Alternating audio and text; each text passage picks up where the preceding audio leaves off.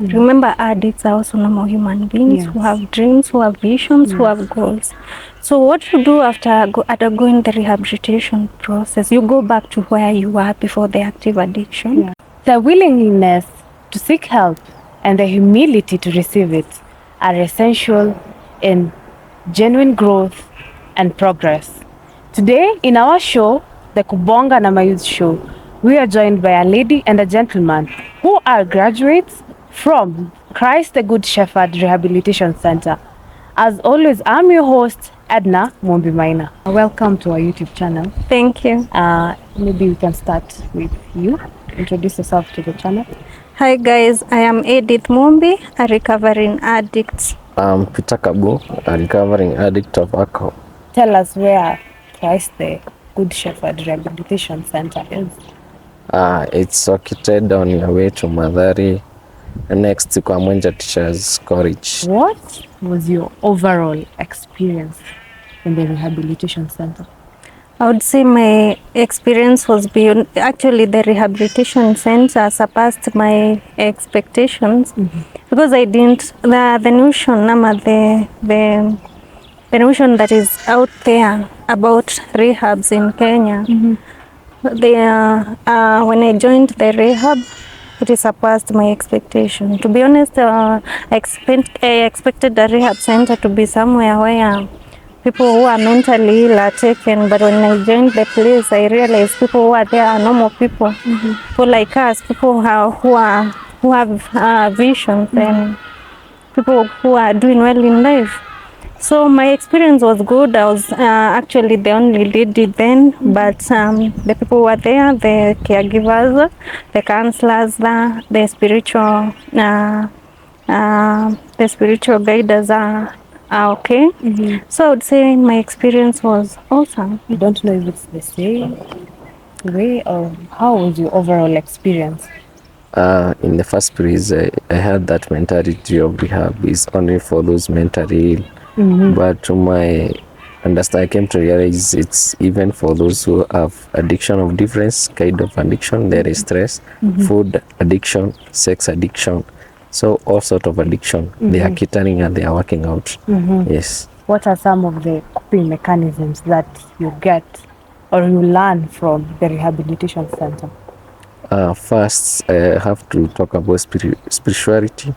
The praise is overwhelming because each and every week we go twice for service. And Sunday, there is we go outside the services to other churches, Catholic, Dominion, and we are humbled because in the first place, knowing God is the best thing, then knowing yourself and then recovering. Okay, what I would say, the coping mechanisms, especially after you've been in addiction, you get the withdrawal symptoms, you are out there, you have to learn how to cope fast. The first thing you do is avoid the people, places, and the things. Because most of us, we were led to our active addiction by our friends.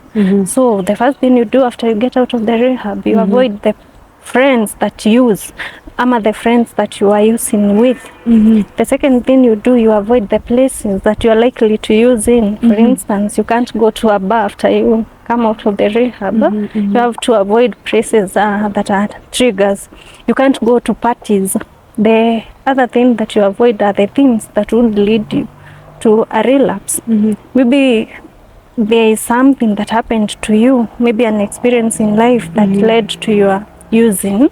So you first avoid anything that could trigger your use. The other thing that you do to keep on recovering, to enhance your recovery journey, you ensure that you are spiritually very strong, because above all, you need God in all your ways. So the other thing that you need is to be spiritually mature, to be mature spiritually, and work on yourself as a person. Now, what are my likes? Who am I as a person?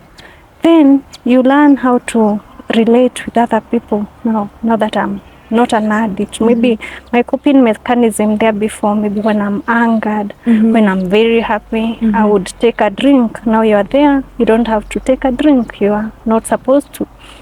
You learn how to cope with situations without having to use. That is all I would say for now. Peter, do you feel like those maybe steps Edith has told us are the same steps that we use when maybe someone who has graduated from the rehabilitation center and faces triggers of relapsing outside? Are they the same steps, or are there some more? Okay, they are the same steps, but I would add one that always when you have something that can trigger you to relapse, always take a delay on something, take a cup of water, you breathe in, then on that issue of drink, maybe that thing that was disturbing will have passed off. Do you feel like, to both of you, the rehabilitation center has played a role in your life currently? Yeah, of course, it's a great role because hygienically wise, health wise, we are good.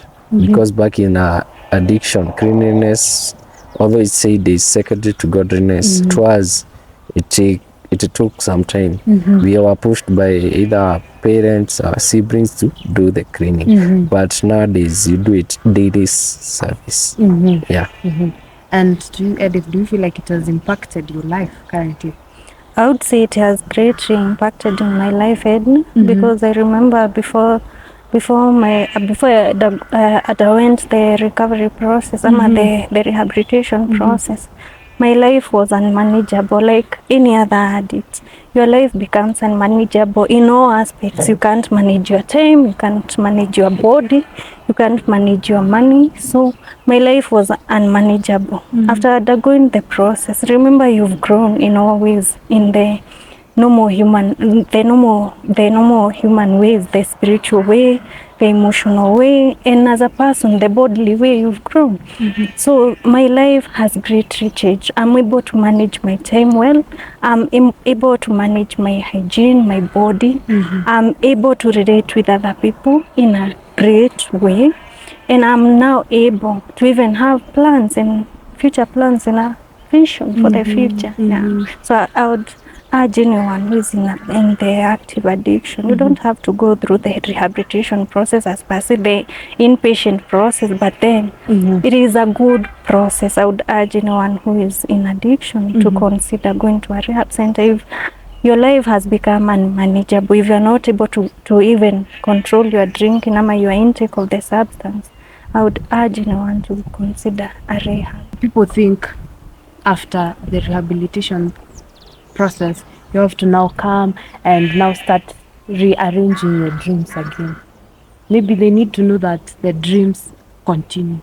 The dreams you had, the goals you had, you still continue to maybe fight to achieve them. Okay, what I would say, Edna, remember addicts are also normal human beings who have dreams, who have visions, who have goals. So what you do after undergoing the rehabilitation process, you go back to where you were before the active addiction. So you start working on what you wanted to become before you became addicted. Remember, before addiction, you were a normal person. There is what you wanted to be, and maybe there was even what you were. I remember I was employed, so there is what I was and what I would want to be in my future. So you don't disorganize or reorganize your goals and your dreams. You just work on what you are. You go back to the person you were before the addiction and work on what you wanted to be. There are those misconceptions that are in our community about rehabilitation centers or about the people who are in rehabilitation centers. Maybe can you address some of those misconceptions? Yes, first misconception is about this is for mentally ill. Rehab is for everyone. Everyone who has something that is addictive. For example, is food addiction, sex addiction. They are welcome in a rehabilitation center for their own good. So I would urge the community, rehab is for everyone. No matter the dominion, it's for everyone. So if there are people out there who need rehab, that is the certain place to go and come back to your sense. Yeah. Talking about in specific Christ the Good Shepherd Rehabilitation Center, is there any payment that happens when you want to get into that rehabilitation center, or what is the process? Yes, there is the payment, Yes. which can be paid gradually, or can be paid in lump sum, and that is 180,000. But for they are working out on paying through NHIF. So I think it will be more easier when that will be amended. They'll be working with NHIF, because if anyone out there uses NHIF. Yes. Advice young people out there who are facing addictions and are afraid to seek help. What is your advice to them? What I would advise young people who are in the active addiction, it is never too late to stop. It is never too late to start again. So I would advise anyone who is in the active addiction, if you can do it on your own, you don't have to go to a rehab center. If you can do it, if you're not really addicted, you can stop before it gets to the worst. If you're in the active addiction where you cannot stop on your own, seek help. You can seek help through counselors. There are people who go through counseling and stop on their own. So that is my biggest advice. I would advise those people, because there are many people outside there suffering.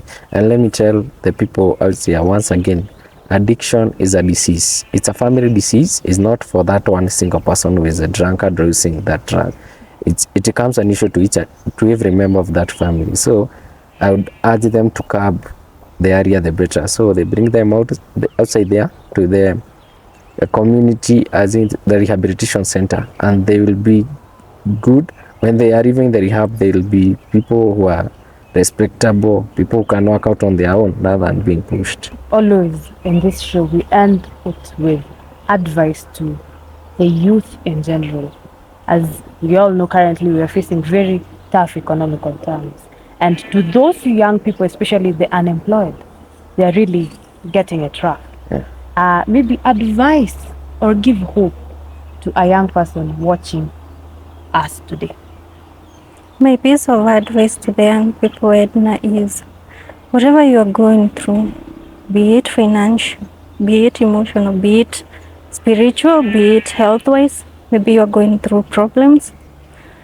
It is not beyond any human experience. You're not the first one to go through that. There is and there will always be someone who has gone through such. So talk about your issues. Let not your issues drain you to a point of getting to where we addicts got. To me, I would urge the parents, take time with their children, listen to them, let them talk out their issues, because one thing that makes youth to engage in substance use is the time they have issues and they are not able to talk them out. Or maybe you are there, you want to talk your problem, but no one is there to listen. So you take yourself to those drugs. Because as to me, when I was stressed up, I would go and engage in alcohol. If at all I had someone who would consider and take my issue and solve it, maybe I couldn't go to that extent of becoming an addict. So I would urge those who are starting to stop any drug use, and for those who are in drug to join the rehabilitation center for their own good. In general, I think the advice surrounds seeking help. Young people or anyone out there needs to be ready to seek help so that they can maybe recover from what they are going through. It may not be addiction. It might be another problem. We need to be ready to seek help. And seeking help generally doesn't mean you're weak. It means that you're ready to tackle your problem and you're ready to be better. We end it at that. Make sure you subscribe, make sure to like, and make sure to share, because we'll be sharing in-depth stories of maybe Edith and Peter and many more graduates of the rehabilitation center. As always, I say again, my name is Edna Mombi Maina.